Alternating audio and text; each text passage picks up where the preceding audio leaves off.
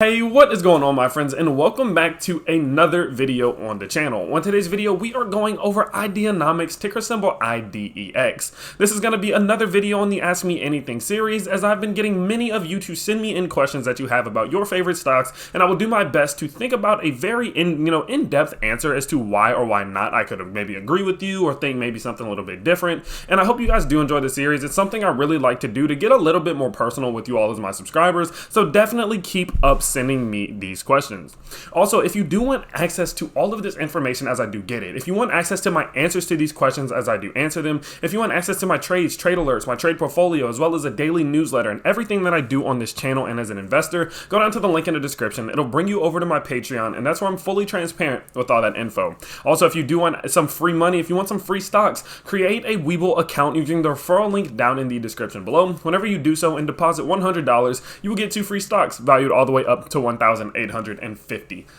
But with that being said, let's go ahead, let's jump into today's question and let's see what we will be talking about today. So today's question comes from Christian, and he says, "What's up, Tyler? I was really happy to see you bringing Ideanomics to your channel because this is a stock that I have been in and out of for the last few weeks, and I finally decided to stay in it and grow my position even on the dips. One thing I worry about though, do you think that the amount of different businesses that they have could be harmful because they may spread themselves thin? Thanks."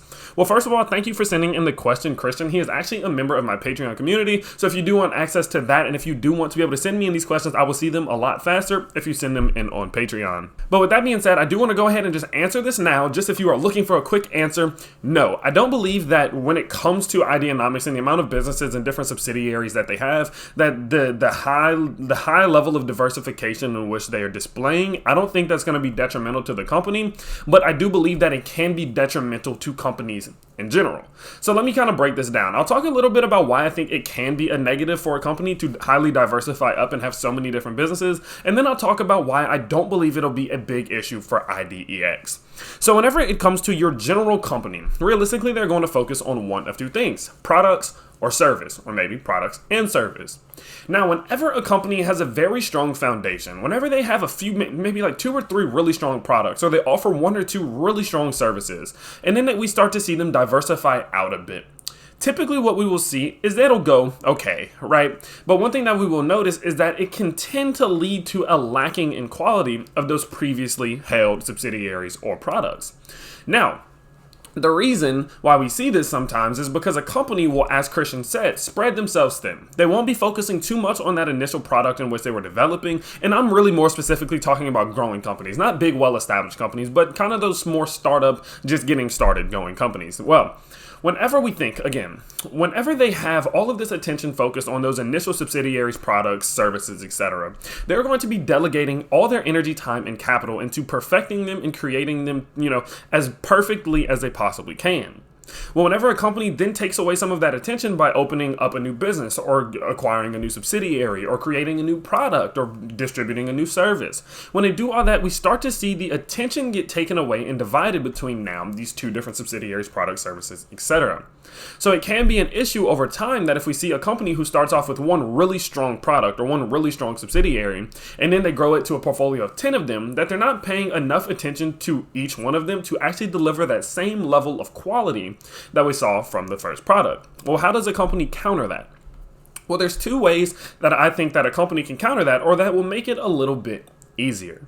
Well, of course, they can then go ahead and hire a whole bunch of new, operations managers. There can be a whole bunch of new people who are going to be making sure that each one of these different subsidiaries, products, etc., are going well. I think that's important to make sure that you're growing out your staff as much as you possibly can in order to maintain maximum efficiency, but produce the same quality that your consumer base is used to. I think that's important, and I think that's something that Ideanomics has done amazing, as we have been seeing a lot of new hires recently. But another thing, and this is the reason why I think Ideanomics is doing it so well, is that if your businesses are correlated with each other, it then becomes more of an ecosystem, which is much more easy to manage. Now, let me make this a little bit more clear.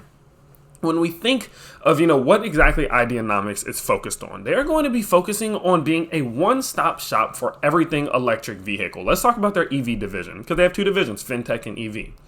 Well, whenever we think, okay, what are they trying to realistically do with all of these different subsidiaries, and what is the overall goal? Well, of course, we know that they have the S to F to C, the sales to financing to charging business model. So what they're trying to do is create an ecosystem in which everything that a consumer may need when it comes to an electric vehicle, they offer it in order to maximize efficiency, maximize the amount of consumers in which they can reach, and not have any reason for their consumers to go to another company in order to get some type of service, product, financing, charging, etc. So I think that whenever we think about why Ideanomics is so well diversified and why they have over 10 different subsidiaries, it's not due to the fact that they're just being greedy and that they want to get their hand in a whole bunch of different things. Whereas realistically, they're creating so many they're acquiring so many of these different subsidiaries in order to create, again, an ecosystem which will allow their consumers to have everything in which they need through Ideanomics. It's like a one-stop shop for everything EV. That's kind of the best way that you can explain it. Now, I think that this is going to be important for the company more than anything because, like I said, it will help them maximize their potential. Because whenever we think about the fact that if they didn't offer maybe charging services, just for an example, or charging maybe batteries or different products in which are involved with charging, well, a consumer can come around and finance an electric vehicle through Ideanomics. They can then purchase that vehicle through Ideanomics. But what are they going to need to do from that point forward?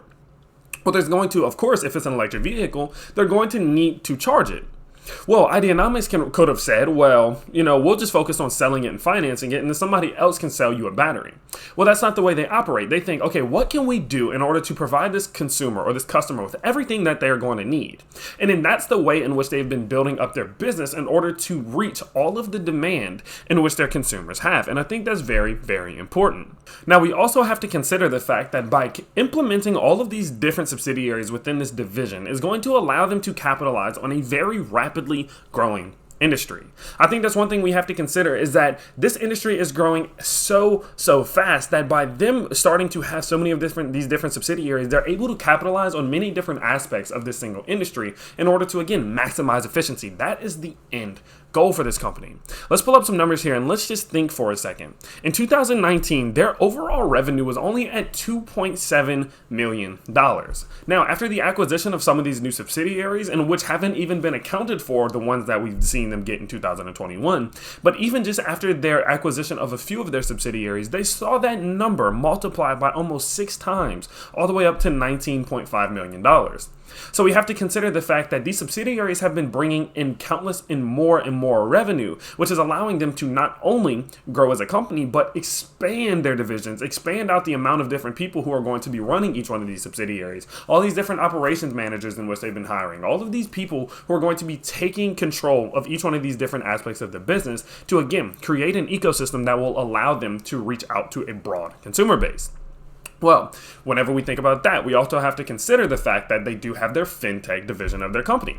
Now, I would say that fintech is something that is growing not as fast as electric vehicles, but definitely fast. And this company's overall goal is to enter into these disruptive markets, these markets that are really just starting to catch momentums, and these markets that are, a reflection of what the future will hold in society. And so whenever we think of their fintech, we have to think about, okay, what exactly did they acquire and why did they do so? So they acquired Timios. Well, Timios is a company that generated over $60 million through its online real estate transaction services in 2020 alone. So as you can see here, it's not like these different acquisitions that they are making are going to just be a whole bunch of small things that are going to just take all of their attention away from the ones that are actually making the money. No, they are acquiring things that are actually going to generate them millions and millions of dollars in revenue every single year, which will allow this company to expand within itself and actually grow out to be one of the forefront runners within the industries in which they are targeting. So that's kind of just the reason. I know this is a smaller video and quicker video, and we will talk a little bit more in depth about some other things in future videos, but I really wanted to break down why, I don't believe that the amount of different subsidiaries that they have is an issue. I know a lot of people are worried about it. I know a lot of people have mentioned in the past, like, they're going to spread themselves thin, they're not going to provide the same quality, and I just simply don't believe that to be the case. I think think they're doing a fantastic job of hiring on the people that they need to hire on. I think they're doing a great job of making sure that each one of these acquisitions is something actually worth their time, energy, and capital. And I think going forward, they will continue to make the right decisions based off of if an acquisition or if some type of introduction of a new subsidiary is going to make, them reach even higher levels of profitability, higher levels of revenue, and if it will help them to, reach that maximization of efficiency. I think they will make the right decisions when it comes to that, as we have seen they have in the past. So Christian, I hope that did answer your question. If any of you do have any more questions, leave them in the comment section. Send me them on Instagram. Send me them through Patreon. I will be replying and making videos anytime I'm not breaking any news or doing an analysis. So again, I hope you guys did enjoy today's video. If you did, you can let me know by smashing that like button and subscribing to the channel if you are new. I post on this channel 2 to 3 times every single day, and I can't wait to see you all next time. Peace.